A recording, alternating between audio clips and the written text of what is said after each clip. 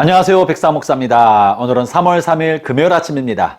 오늘도 변함없이 하나님의 말씀과 함께 하루를 힘차게 출발하는 여러분 모두에게 크신 하나님의 복되시는 종이 함께 하시기를 바랍니다. 저는 오늘 저녁에 서울을 출발하여 우리 교인 15분과 원일교회 12분의 성도를 모시고 이스라엘과 요르단 성지순례를 다녀오게 됩니다. 오늘 저녁에 출발해서 3월 12일 주일 오후에 귀국하게 되는데요. 이 성지순례 일정이 진행되는 다음 주가 내내 여전히 변함없이 말시아로 여러분을 찾아뵙겠습니다. 다음 주의 말시아는 성서의 땅 성지에서 본문의 말씀을 가지고 여러분과 함께 말씀을 나누는 특별한 시간을 갖겠습니다. 성지순례 기간 동안에 여러분 저희를 위해서 기도해 주시기 바랍니다.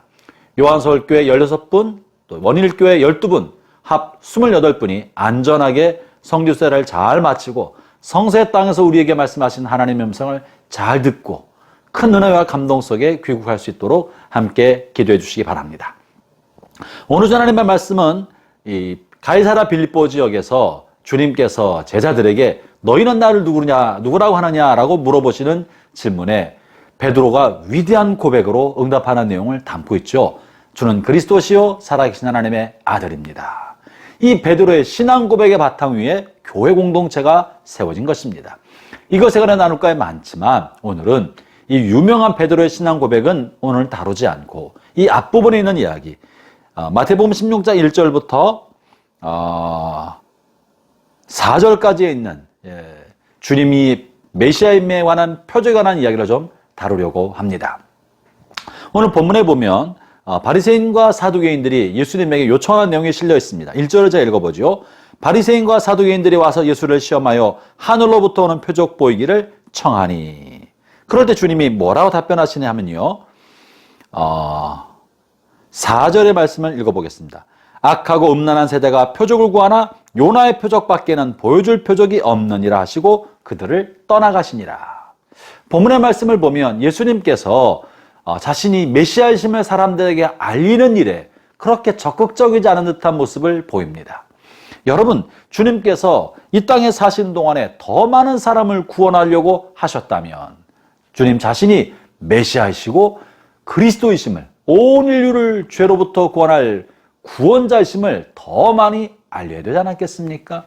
예수님이 구원자이심을 믿는 사람만 참으로 구원을 받을 수 있는 건데, 그렇다면 예수님 자신이 구원자심을 믿도록 이런 표적과 증거를 더 많이 알리는 일에 적극적으로 나서서 표적을 많이 보여줌으로 그들로 하여금 예수님이 메시아시고 하나님의 아들이심을 쉽게 받아들일 수 있도록 해야 했을 것 같은데 주님은 오히려 이런 표적을 보여주시기를 거절하셨습니다. 자신이 메시아이심을 강력히 드러내는 일을 오히려 원치 않으셨던 것입니다. 왜 그랬을까요?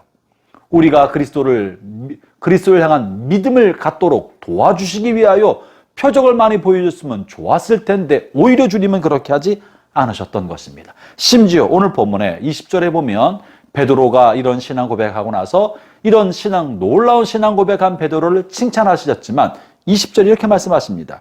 이에 제자들의 경고하사 자기가 그리스도인 것을 아무에게도 이르지 말라 하시니라.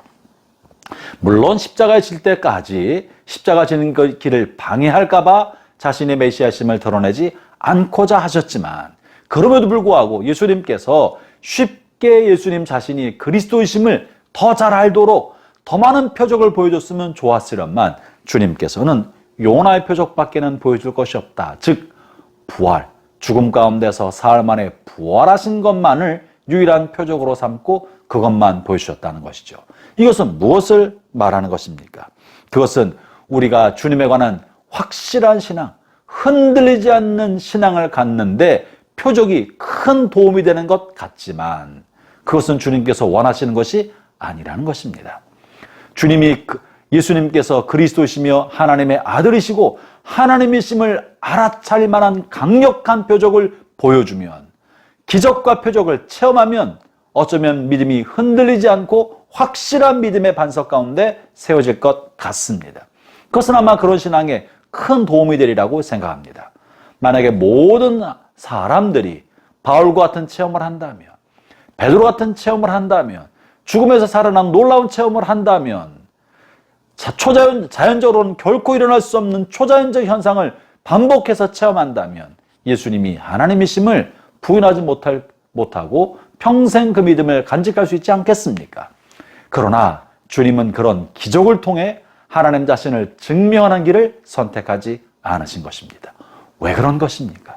그것은 오히려 우리의 믿음이라는 것은 확실성의 근거로 두기보다는 조금은 모호함 가운데, 조금은 불확실하지만 모호함과 불확실함 속에서 그것을 극복하고 하나님을 향한 신뢰와 예수님에 관한 믿음을 끊임없이 선택하기를 주님께서 원하시기 때문에 그러한 것입니다.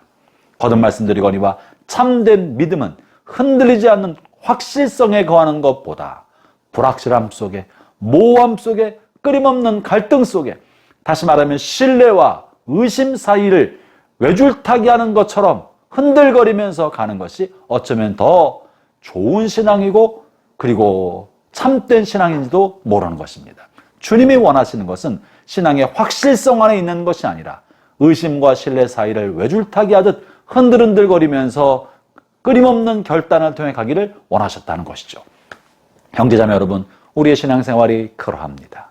굉장한 기적을 체험해서 주님, 내가 다시는 예수님을 의심하지 않고 하나님을 의심하지 않은 확실성이 있고 싶습니다. 기적과 표적을 주십시오라고 기도하지만, 그러나 참다운 믿음은 그런 확실성에 기초하는 것이 아니라 의심도 가슴에 품고 있으면서도 그 의심을 날마다 하나님을 향한 신뢰로, 주님을 향한 신뢰를 선택하는 것으로 끊임없이 극복하며 천국에 이르기까지 외줄타기 하는 마음으로 가는 것, 그게 오히려 더 참다운 신앙인지 모르는 것입니다. 형제자매 여러분, 오늘 또 혼돈과 무질서 속에 있을 때 하나님을 선택합시다.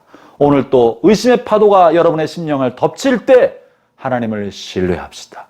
오늘 또 절망의 구렁텅이에 빠지고 사단의 온갖 시험에 여러분의 마음이 노략질 당할 때에도 그리스도를 선택하고 하나님에 대한 신뢰를 선택합시다. 그것이 참다운 믿음입니다. 그 믿음의 선한 싸움에서 승리하는 저와 우리 모든 성도들 되시기를 주의 이름으로 축원합니다. 기도하겠습니다. 하나님 아버지, 우리는 하나님을 향한 또 예수님을 향한 확실한 믿음의 근거를 구하지만 주님이 우리에게 원하시는 것은 혼돈과 무질서, 의심과 모함 속에서도 주님을 향한 끊임없는 믿음의 선택을 하기를 원하시는 줄 알았습니다. 오 하나님, 우리의 삶에 어떠한 자리에서도 하나님을 향한 신뢰와 예수님을 향한 믿음의 선택을 이어가게 하여 주시고 낙심하지 않고 주님의 손을 붙들고 마지막 순례 여정을 다해 나갈 수 있도록 성령의 도와 주옵소서. 예수님 이름으로 기도합니다. 아멘.